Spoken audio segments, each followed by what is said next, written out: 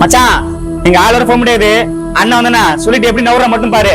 அது எப்படி கரெக்டா வேலை டைம் மட்டும் நைஸா கழிஞ்சு போயிடுறா, என்ன மட்டும் மாட்டி விட்டு. மழை வேற பெய்யுது. அந்த ஆள் வந்து இன்ஜினை மட்டும் அதை மட்டும் உயிர் எடுப்பான். நான் போய் கிளம்புறேன். நீ எதுவும் வாய் திறக்காத.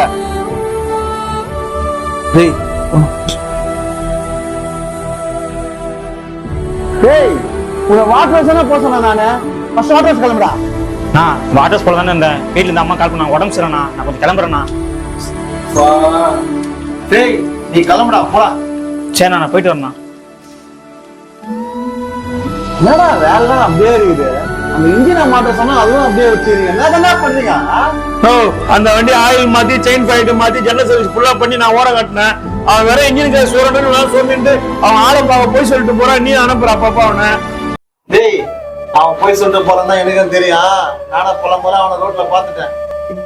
இவனை மாதிரி ரெண்டு பேரும் என் கூட வேலை செஞ்சானுங்க, பொண்ணு பின்னாடி போனானுங்க. ஆனா இன்னைக்கு இன்னொருத்த கை கட்டி வேலை செய்யறானுங்க. ஆனா நான் அப்படி கிடையாது. கஷ்டப்பட்டு வேலை கட்டி ஸ்டெட் வச்சு உட்காந்துக்கிறேன்டா. நீயே போதுமா பாப்பா, அவன் கூட போ. நீ என்ன மாதிரி ஆகணும்னா கஷ்டப்பட்டு வேலை கத்துக்கிறா. நீ 4 பேர் வேலையை கத்து கொடுத்துட்டு போ.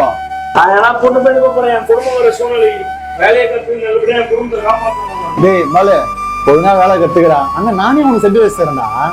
சரிண்ணா.